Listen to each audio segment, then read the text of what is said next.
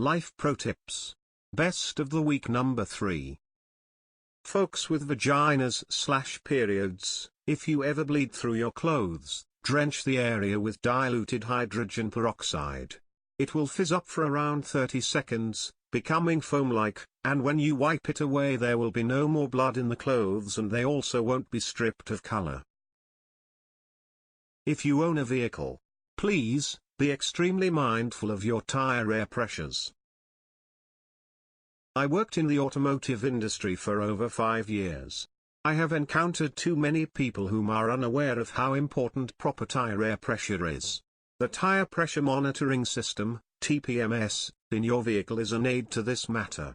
It is only there to let you know about the drastic differences in air pressure between your tires. We have to remember that the tires on our vehicles are what dictate how well we will be able to handle said vehicle. Tires are what make contact with the road, thus should be the forefront of our safety priorities. Rather not have to use your seatbelt because you were able to brake in time, than total your vehicle due to an overinflated tire. Yes, I said that correctly, overinflated. When we overinflate our tires, we decrease the surface area that makes contact with the road. In turn, reducing friction between the tire and road. This increases our distance to come to a stop, and how much under/oversteer we experience.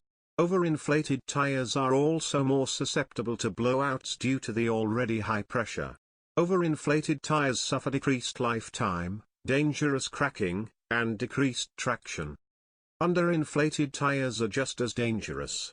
We are more attentive to a low-pressure tire because they are more visible. Severely underinflated tires can unseat from the bed, causing you to possibly lose control of your vehicle. Potholes and bumps on the road can possibly pinch the wall of a low-pressure tire, causing you to lose said tire. Decreased gas mileage is also an effect of underinflated tires. When a tire is underinflated, it does not have enough pressure to keep proper shape, thus folding under the vehicle when moving. This increases how much torque must be applied for said tires to rotate. Most vehicles, on the driver's door jamb, have a tire pressure information sticker. If we follow those guidelines, we will all be safer on the roads. If you find your tires to be incorrectly inflated, once corrected, you will immediately feel the difference. Gas mileage depends on how you drive, but your tires will always have an effect. Please, be safe on the roads. We already have to deal with enough to have to go through something that could have been avoided by properly inflated tires. Let's all be safe on the roads. Businesses with permanent or semi-permanent now hiring signs typically have high turnover and aren't good places to work. If you're measuring something like honey or syrup, line the inside of the measuring cup with a very small amount of cooking oil. The ingredients will pour out easily and not stick, allowing you to get the full amount. Do you want your YouTube video/playlist to keep on playing even after closing the screen or changing the app? Just use Chrome. No premium needed. When traveling, toss a few dryer sheets in your suitcase to keep your clothes smelling and feeling fresh, especially if you're packing shoes. When you're hitting yourself over something you did in the past, consider this: what are the odds that anyone remembers in that exact moment? They might recall you occasionally, but most people are too engrossed in their own lives to care. Keep living your life and make the future even better. If you're a native speaker in a foreign language other than English and a beginner tried speaking to you in that language, then don't switch but try to engage them. People often put effort into learning a new language, and even if they don't speak it incredibly well, they try to interact with people of that native language to keep improving. Switching to English, or another language that they're fluent in, might set back their progress as they want to learn. Of course, sometimes people use the foreign language because they have no choice, but it often depends on the situation. Mainly comes from my experience when I was learning Swedish 3 years ago. I'm fluent now, but I really wanted to learn it as fast as possible, so I made sure to use it as much as I could.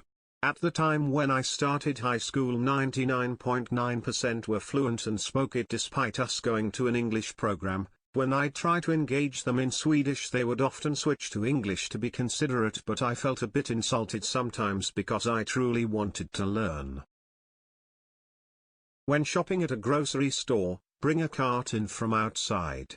Chances are good the cart is decent if someone pushed it around the store and all the way to the parking lot. And you help out the employees. Don't watch trailers of movies that you already want to watch. Trailers are to get you to want to watch the movie, but if you already want to, then you are just spoiling it for yourself. Let everything unfold all at once. When illuminating a room, point a flashlight towards the ceiling to make it easier on the eyes.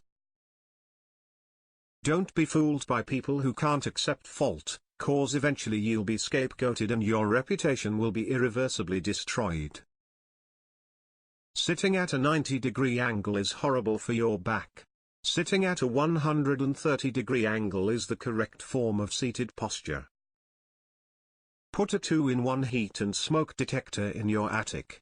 They are designed to withstand the normal attic temperatures. An electrical fire can spread quickly before noticed. Around 10,000 attic fires happen each year. Reheating a pizza? Put it in a non-stick pan in low heat for 2 minutes, add drops of water on the side and cover it for another minute over low heat. Mail your wedding present ahead of the wedding. You won't have to worry about carrying the gift around and the recipient won't have to worry about getting the gift home. If you goof when leaving a voice message, or want to review, press and follow the prompts. This has saved my career when I'm calling customers and fumbling over my words like a special needs third grader. When you're away from home for long periods, use timers and fake TV lights so your house doesn't look empty. When you're on vacation or away from home for extended periods of time, use plug-in timers and fake TV lights so no one messes with your house. We always put timers on our lamps at intervals we would normally be home. Not all at the same time or length. Even in the bathrooms for short random periods at night. We also put fake TV lights on the timers at night at bedtime in the living room and bedrooms. If you're lost, follow the water. If you're ever lost in the woods/mountains, find moving water and follow it. A road will eventually have to go over it or it will lead you to a beach or lake which will make you way easier to find. I did this hunting in mountains in Wyoming. I was 5 hours late to a rendezvous but followed a creek that led to a river where I eventually found a bridge and got picked up by a truck. After giving someone directions, have them repeat it back to you. To make sure they got your directions and can repeat them when you are not there. They'll remember it better if they can repeat it by themselves. If you need a textbook for school and can't afford it, go to library or to friend/classmate and ask to scan their copy. Colleges often offer free scanners in their libraries and allow you to rent expensive textbooks for 2 hours, giving you plenty of time to scan every page you need. If you're ever tired of people/coworkers stealing your ballpoint pens after asking to borrow them, discreetly take off the cap before you lend it. People are significantly more likely to return the pen if it has no cap, as it'll dry out otherwise.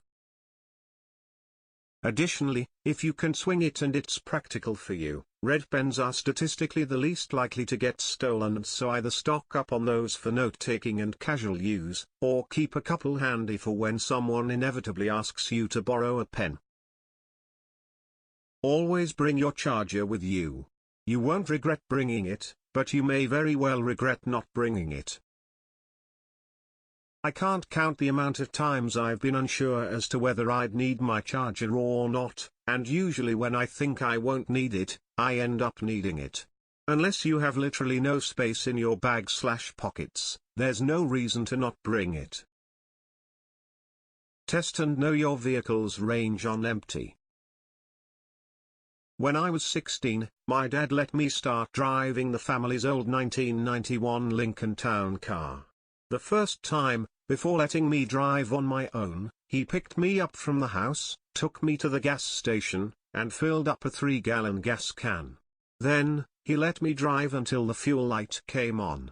At that point he told me to reset the trip mileage on the odometer. He told me to drive until we ran completely out of gas.